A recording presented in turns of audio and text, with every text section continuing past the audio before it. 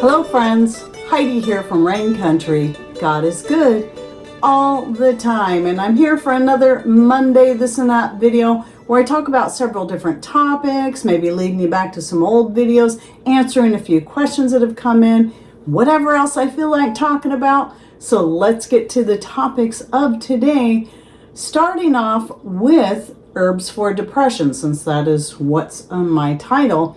And I'm just going to give you a few to start off with. However, my main purpose of bringing this up is, one, I did get a question on this if I have a list, and I haven't compiled a list specifically for depression, but I have compiled a list of herbs and more for stress and anxiety. And these three things typically all go together. So I'll go ahead and link to that video down below, but I do plan on doing a more in-depth video on more herbs specifically for depression. And so for those who are interested in that, be watching for that. It'll probably be out in about 6 weeks from the time this video publishes.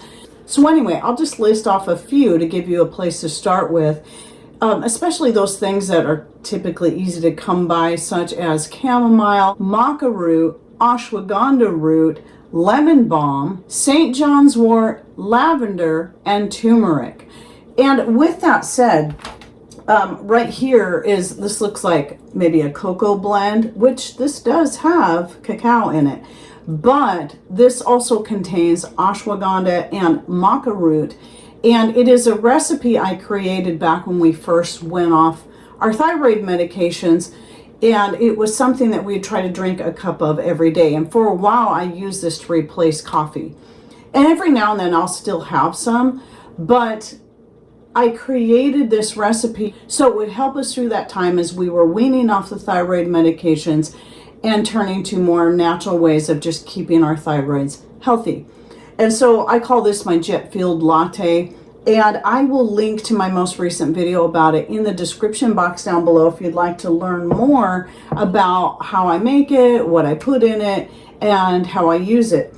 But anyway, this is just an option right there for something that can help with depression, since it does happen to have ashwagandha root and maca root in it as well. And personally, I think anything with chocolate does help too. But another video that I probably think is the most important, as far as my own personal experience when it comes to depression and overcoming it, is the video I shot several years ago, and I will link to that down below. This is more about what you can physically do, not just herbs and spices and foods you can add, but things that you can do to help pull yourself out of that, or at least me just sharing my testimony on what I did, because I did go through a very, very difficult time with some serious depression quite a number of years ago. I would say it was probably as much as 30 years ago-ish, somewhere between 25, 30 years ago that I went through that. And so how I got out of it, and not to say we don't still have those days, where those dark days where you just feel a little more depressed. And it is good to know what you can do to help with that on a regular basis, but especially those who are really struggling with serious depression. So please go check out those videos I'll put down below. And again, I will be shooting that video with more herbs and foods and things you can do, and be putting that out later for those who need it, or family members or friends who could use that information. Now, let's talk a little bit about like pumpkin seeds, or seeds from pretty much any squash. It could be spaghetti squash, butternut squash, whatever kind of squash you grow. They all have the same types of seeds. And somebody was asking me how I toast mine. And I don't toast all of them up to snack on. Some of them go to the chickens, and some of them I save, obviously in raw form. This is important for planting in the future. But how I toast them when I am in the mood for them, leaving the shells on, I don't try to get all the seeds out, is I simply like to put them in a cast iron skillet with some butter or coconut oil. These days I prefer butter. And I just toast them directly on the wood stove. You could do the same thing on a stove top. It seems like I remember when I was a young girl, Mom and I used to put them on a baking sheet and stick them in the oven, but I can't tell you the heat of the oven or how long she baked them. And then to, you know, sprinkle a little salt, seasoned salt or regular salt, whatever you want on there. And they make for a pretty healthy snack. You just want to toast them good enough that that outer shell gets crispy. Otherwise, if they remain chewy, that can be a little difficult. So anyway, that's just simply what I do. It's a pretty easy process. But with that said, let's come back to the pumpkin powder again. I did finish dehydrating all my pumpkins, and most of them, 12 of them, are in these 2 jars. Now here's the best part about this. These 4 cups or 2 pints of pumpkin powder represent 32 cups of pumpkin puree. So do you see just one of the many reasons why I prefer to dehydrate my pumpkin? It takes up so little space in my pantry. And then I vacuum seal them and store them on the shelf. No need to refrigerate or freeze. And in fact, since I had 13 pumpkins, I had to put the last one, I just put it in the jar I'm currently working through right here. So this is the one that remains in my kitchen. And actually, I started off the year, it was up here, but I've been doing a lot of pumpkin stuff. And then when I added that last pumpkin in here, I probably added about that much more in there because it just takes up so little space. And I love that. And I love the many uses I have for the pumpkin powder.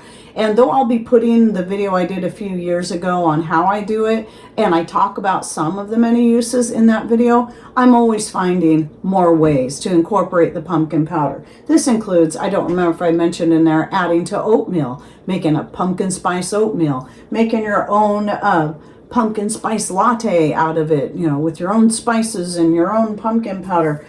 But also adding to icings, like when I make the pumpkin spice cinnamon rolls, as I've mentioned several times in the past, or that pumpkin bread that I will be shooting a video. I promise I'll be shooting a video on how I did it, and plus also how in that same video I'll be shooting showing you how I do the braided loaf now that I'm into doing that. And I have some more ideas of my own when it comes to having some creative breads, different shapes and ideas. But anyway, while I'm still talking about the pumpkin, remember you can do the same thing with your zucchini, your spaghetti squash, any squash. You can cook it up, dehydrate it, and make a powder out of it. And so right here is mostly zucchini squash powder, but I had a little bit of spaghetti squash powder in another jar. I just went ahead to just narrow things down in there and mix the rest of that particular jar of spaghetti squash into that so that I can use it in my various breads and stuff. With the spaghetti squash powder, any of these, you can just add water and cook it up and then salt and butter it however you like to eat your squash, if you like it more in kind of a pureed type form. But one of the things I really like using the pumpkin, the spaghetti squash, the zucchini squash, whatever, in the powder is adding to breads. And so I'm getting back into doing that. And I was doing that with the zucchini years ago, long before people started making a bunch of Facebook posts about making zucchini flour.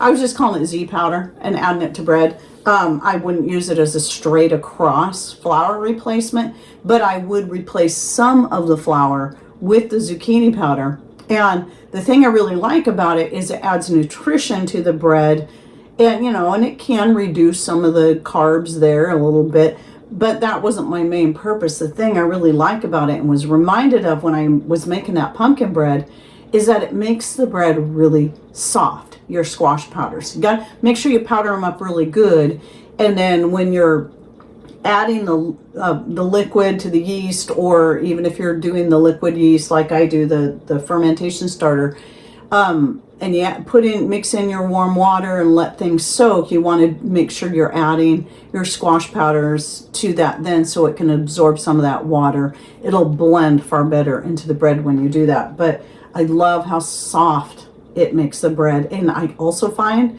the bread tends to rise better and faster when I add the squash powders to it. So that was pretty cool. And since I'm talking about food powders, I had a couple of people ask, well, how do you figure out how much to use and this is going to apply to any food powder you make, whether it be a squash powder or rhubarb powder or mashed potato powder, whatever it is you're making. Though I usually don't keep track of this for most things, when it comes to doing something like making a pumpkin pie, I do want to know what the ratio is for certain, because I know I need exactly 2 cups of pureed pumpkin.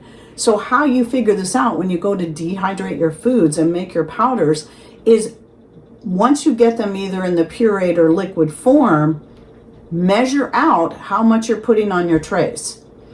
And then after you finish that whole process, it's all dried and powdered, measure it out again and figure out what the difference is. So for example, if I have 1 cup of pumpkin puree and it dehydrates down to 1 tablespoon or 2 tablespoons, then that tells me how much I need to add, what my ratio is.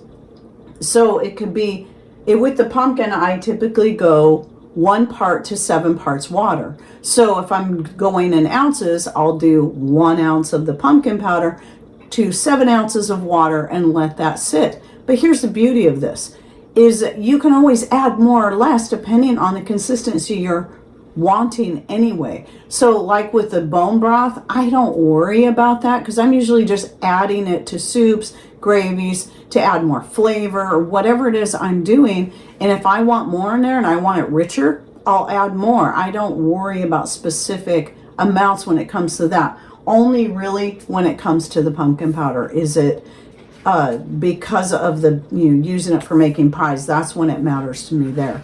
But yeah, it's just a matter of measuring it before and after, and then figuring out I need this much water to that much powder.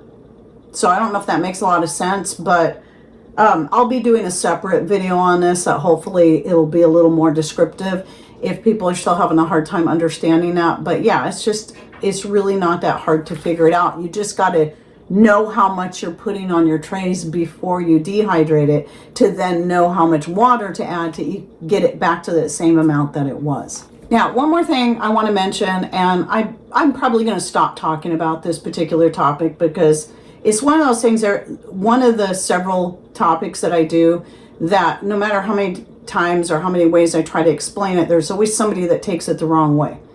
Let me clarify yet again. I am not against taking supplementation. It definitely has its place. I too supplement as needed when needed. So the video that came out last week, my main point yet again wasn't telling people to stop taking supplementation or to be afraid of it. It was to point out the fact that every single one of us is different in what our body needs. And we need to stop listening to or making blanket statements that everybody needs this particular supplement or everybody needs X amount of IUs of this particular thing. These are dangerous claims for some people. It may be true that most people do need that much, but it's not going to be true for all. And so if everybody starts following whatever the latest bandwagon is, whether it be D, magnesium, copper, I don't care. If everybody gets on that and it isn't right for this one person, it can cause some serious health problems. That is the point. I'm not telling people to stop taking them. I do understand things like taking vitamin D3 with vitamin K2. I've covered these topics before. But it's also understanding that you can get vitamin D and vitamin K already combined in their proper form in certain foods. And even the D3, the K2, and magnesium all together in things like fatty fish. Sometimes for a lot of people, it's going to be better for them to do the best they can to get their things naturally from food. Some people still need to supplement extra on top of that, be it a lack of that kind of food available to them, or the lack of nutrients in a lot of the food that's out there, especially if they're not growing their own. I understand all these things. So people need to stop getting offended if they're not going to take time to actually listen to the message that I'm trying to convey. So No more blanketed health statements. Don't, just because somebody tells you you need this much, they don't know you and your body. So if you feel the need to supplement, start carefully. Now, somebody in the comments did mention, and I don't always think to do this because it's not something I do, but you can get blood work done to find out what supplements you are low on. This can be an expensive process. Insurance doesn't always cover all this, even if you do have health insurance. It's probably another reason why I don't think to bring it up. But if you feel like you really got to know before giving it a try, that's one way to go. But you can also start small and work your way up and just pay attention to your body.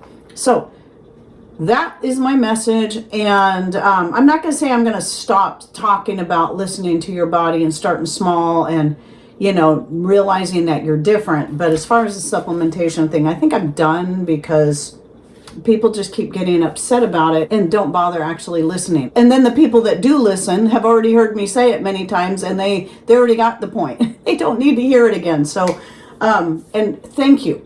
Thank you so much to all those people that actually take time to listen to what I'm saying. Just like with the whole baking soda thing, and some people just jumped in there and started making statements and didn't actually listen to what I was saying. So, you know, I really appreciate those of you who just take that time and actually listen and then thoughtfully comment based on what I actually said and what my message was.